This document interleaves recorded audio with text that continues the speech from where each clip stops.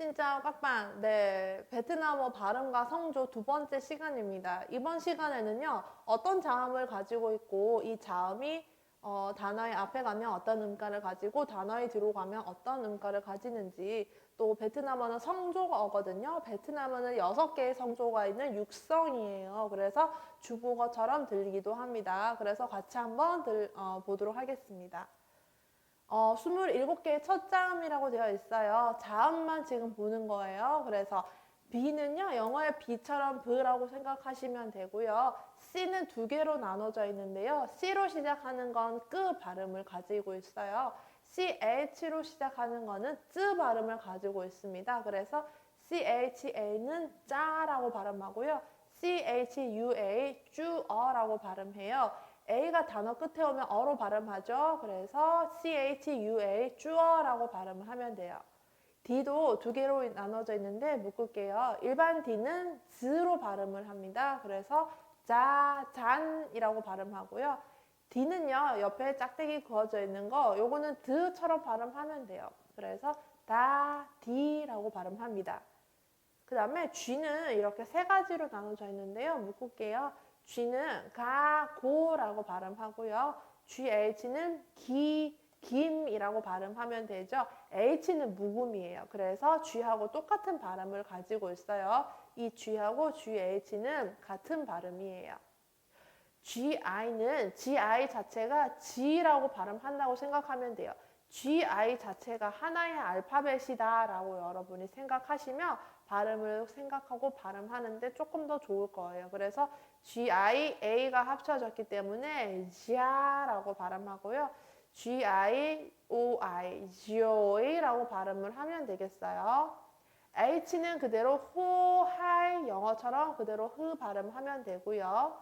K도 2개로 나눠져 있는데요. 묶을게요. 그냥 일반 K는 KH는 크 발음을 가지고 있습니다. 그래서 콰라고 발음합니다.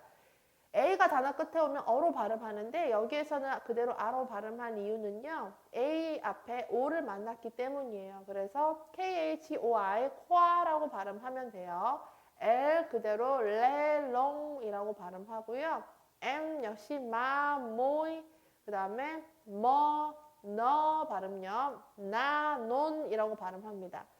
NG가요. N 발음이 4가지로 나눠지는데요. N은 이렇게 나, 논처럼 영어처럼 그대로 발음하는 N이고요. NG가 보통 받침으로 들어가지만 베트남어에서는 단어의 처음에 나오게 돼요. 그래서 NGA를 응아, NGU를 응우라고 발음합니다. 우리말로 굳이 쓰면 응, 아, 응, 우이지만 베트남어에서는 하나의 단어처럼 발음하고 해야 되기 때문에 NG를 목 구멍에서 머금어요. 그래서 NG를 응 발음합니다. 그래서 응아, 우라고 발음합니다. 응아, 우라고 조금 어려울 수 있지만 이 발음을 계속 연습하셔야 베트남 사람들이 발음을 알아들을 수가 있을 거예요. NGH는요, H가 묵음이에요. 그래서 이 NG나 NGH는 같은 발음이에요. 응엔 그대로 응 발음을 역시 목구멍에서 한번 머금고 하나의 단어처럼 발음하는 것이 중요합니다. 응이엔 이렇게 딱딱 끊어서 발음하는 게 아니라 하나의 단어처럼 하나의 발음처럼 응엔 하고 발음을 해야 돼요. NH 자체는요, 니라고 보시면 돼요. 니 발음이기 때문에 니에 이렇게 유의 어파스로피 으 발음이죠. 니으라고 발음을 하면 되는데 니으를 빨리 발음해요. 니으라고 발음하고요. NH 니 발음 옆에 우가 붙었어요. 니우라고 발음을 하지만 합쳐서 뉴라고 발음하면은 이렇게 뉴 정도로 발음할 수가 있겠네요. P는요. PH가 단어 앞에 오는 단어는 거의 없어요. 베트남어에서. 그래서 뿌 발음을 일단 가진다라고 보시고요. P는 하나 더 있어요. PH. PH 발음 옆에 F라고 쓰세요. 발음은 F지만 문자 F는 쓰지 않았죠. 그래서 PH로 시작하는 단어는 바로 이렇게 F 발음을 합니다. 파, 그 다음에 푸. 여러분이 길거리 가다가 쌀국수 집에 PHO라고 하는 단어 많이 보셨죠? 이 PH가 바로 이렇게 F 발음을 해야 하는 거예요. 오 옆에 그냥 오만 있는 게 아니라 어파스트로피가 있고 이렇게 물결 표시도 물음표 표시도 하나 있는 거 보셨을 거예요. 오의 어파스트로피는 어 발음이에요. 그래서 쌀국수는요 포라고 하시면 안 돼요. 퍼라고 발음을 하여야 하고요. 이렇게 물결 또는 물음표처럼 흘려주는 발음을 성조라고 하는데 뒷부분에서 계속 배울 거예요. 그래서 베트남어로 쌀국수는 퍼라고 발음을 해야 합니다. 큐 발음 볼게요. 큐는요, 꾸라고 발음을 해요. 쌍기역 발음이 되겠어요. 그래서 꾸와 꾸옌입니다. A가 단어 끝에 오면 아 발음을 하는 거죠. 또 예외로요, QUA 자체는 예외로 꾸와라고 그대로 발음을 합니다. 그 다음에 꾸옌이라고 발음을 하고요. 이 R 발음은요, 베트남어에서는 즈로 발음해요. 즈, 자라고 발음하고 장이라고 발음을 합니다. S도 스 발음 그대로 하시면 되고요. T는요, 이렇게 세 개로 나눠져요. 일반 T는 뜨 발음을 가지고 있고, TH는 트 발음을 가지고 있어요. 그래서 토이, 투라고 발음하고, 위에 거는 또이, 따라고 발음을 해야 되죠.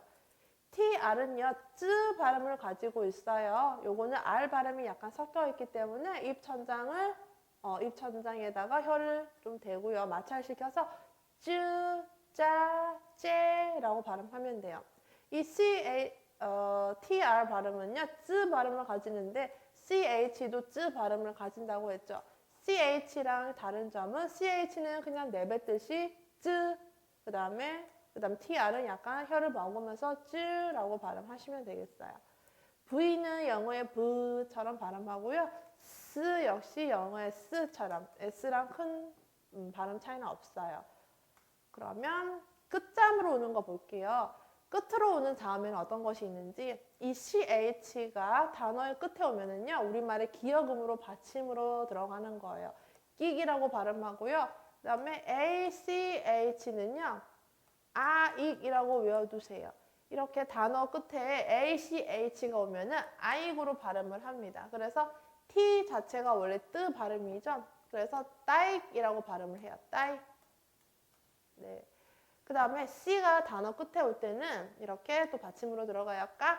그 다음에 룩이라고 되어 있어요. 오, 우와 결합하면은 입을 다물고 발음한다. 이것은 LUC 볼게요. 룩 하고 가만히 있는 게 아니라 룩 하고 입을 다물어 줘야 돼요. 그 다음에 M은요, 똠, 람 그대로 발음하고요. N 역시 안, 반 똑같이 발음해요. NG로 끝나는 거는요, 민 또는 아인이라고 되어 있어요. 그래서 여러분이 외워야 할 것은 ANH로 어떤 단어가 끝난다 하면은 아인 또는 아잉으로 발음을 하면 되는구나 이렇게 외우시면 돼요. 그래서 MINH 하면은 이거는 민 또는 밍으로 발음하고요. NH가 단어 끝에 왔기 때문에 그래요. 그 다음에 뭐 TANH라는 단어가 있다. 그러면 T 자체가 뜨 발음이죠. ANH가 아인이나 아잉이잖아요. 그래서 따인 또는 따잉으로 발음을 하면 되겠습니다. 그 다음에 NG가 받침으로 와요. 그대로 영어처럼 받침으로 들어가요. 낭, 엉 하고 발음하고요. 역시 오, 우와 결합하면 입을 다물고 발음해요. 엉 하고 볼에 발음을 넣고 발음을 하면 조금 더 베트남어 발음이 쉬울 거예요. P는요, 홉, 뭐, 럽 하고 그대로 발음으로 들어가고 T도 마찬가지로 못, 밭 하고 발음으로 받침으로 들어가게 되겠습니다. 그래서 육성조 중에서 첫 번째 성조인 아무런 표시가 없는 타인응항을 한번 볼 거예요. 단어의 모음의 위와 아래에 아무런 표시가 없는 것을 타인응항이라고 하고요. 이 표시가 없는 것도 하나의 성조로 봅니다. 그래서 성조 없이 그대로 평성으로 발음해서 마로 본다면 마라고 그대로 발음하고요. 마 하고 이렇게 성조 없이 그대로 발음하면 되겠습니다. 두 번째, 타인 후엔이 있어요. 타인 후엔은 이 단어에도 이렇게 되어 있지만 내려주는 표시예요. 어떤 발음을 하는데요. 모음의 위에 이렇게 내려주는 표시를 하게 돼요. 그래서 성조는 생긴 그대로 어떤 기호가 표시하는 대로만 발음을 하면 되고요. 내려주는 타인 후엔 하면은 내려주는 발음을 하면 됩니다. 그래서 BA 이렇게 위에 내려주는 의미 있고요. MA 위에 이렇게 내려주는 의미 있어요. 그래서 몸의 위에 내려주는 음을 이렇게 찍기만 하면은 타인후엔이라고 해가지고요. 발음을 내려줍니다. 그래서 앞에서는 그냥 바라고 평성으로 발음했어요. 여기에서는 마 하고 내려줍니다. 마 하고 내려줘요. 그래서 발음을 그렇게 내려주라는 표시지 요거는 문자는 아니에요. 그 다음에 타인응아가 있어요. 타인응아는요. 어떤 베트남어의 몸 위에 물결 표시를 하면 되는 거예요. 이렇게 물결 표시를 해주기만 하면요. 생긴 그대로 발음해요. 약간 꺾이듯이 위로 상승되는 음으로 발음을 하면 돼요. 응아라고 발음을 하고요. 요거는 단어를 볼게요. 마아, 마아 하고 이렇게 약간의 상승되는 그러나 꺾임이 심한 거. 마아, 마아 하고 이렇게 단어에 또는 그 모음의 위에 표시를 하게 됩니다. 뭐를요? 타인응앙을. 이거는 물결 표시로 표시를 하게 돼요. 그 다음에 타인허이가 있어요. 타인허이는요, 조금 빠르지만 이렇게 물결 표시가 아닌 물음표에 점을 뺀 이렇게 물음표 위에 표시를 하게 돼요. 흘려주듯이 약간의 흘려주듯이 발음을 하고요. 요거는 호치민 지방에 가면은 조금 끝을 올려주는 경향이 있고요. 발음을요. 그다음에 하노이 지방으로 갈수록 조금 내려주는 경향이 또 있긴 해요. 한번 볼게요. BA, A 위에 물음표 표시 위에 흘려주는 걸 이렇게 찍었어요. MA 위에도 이렇게 물음표 표시 흘려주는 걸 했어요. 그래서 발음할 때 마 하고 흘려주듯이 발음을 하면 되겠습니다. 그 다음 5번째는요. 올려주는 타인 싹이 있어요. 어떤 단어 위에 올려주기만 하면 되고요. 이렇게 음을 계속 올려주듯이 발음하면 돼요. 일정한 모양으로 올려주고요.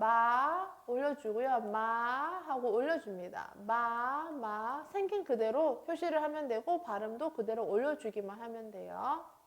그 다음 마지막으로요. 타인 낭이 있어요. 이렇게 모든 베트남어 성조 표시는 모음의 위에 하게 되는데 이 타인낭, 즉 점 성조는요. 모음의 이렇게 아래에만 점을 찍을 수가 있어요. 짧고 점으로 굵게 발음을 하고요. 역시 이렇게 BA 밑에 점, MA 밑에 점 해서 마라고 짧고 또 굵게 끊어서 발음을 하고 찍어주면 되겠습니다. 그렇게 해서 베트남어는 6성조가 있었어요. 아무런 성조 표시가 없는 MA, BA 예를 들어보면은 마라고 평성으로 발음하는 거, 그 다음에 마 하고 올려주는 타인 싹이 있었고요. 그 다음에 바 하고 내려주는 타인 후엔이 있었어요. 그 다음에 이렇게 점처럼 마 짧고 점으로 발음하는 타인낭 성조. 그 다음에 그 다음에 이런 식으로 해서 물음표 성조 약간 흘려주듯이 발음해요. 그 다음에 물결 표시 짧고 또 간결하게 그러나 조금 더 위로 상승하는 의미 있는 마아 이렇게 해서 물결 표시 의미 있는 총 6가지 성조가 있었습니다. 이렇게 성조로 표현하는 거는 기호로 표시를 하고요.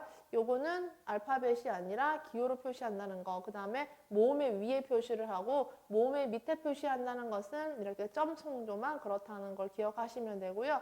베트남어 공부하면서 이거는 어떻게 표시하고 베트남어는 단어 외울 때 성조 부분까지도 모두 같이 외워야 하나의 단어를 외웠다고 볼 수 있으니까 1강부터 공부하면서 같이 베트남어로 공부해 보도록 하겠습니다. 진짜오 깍방.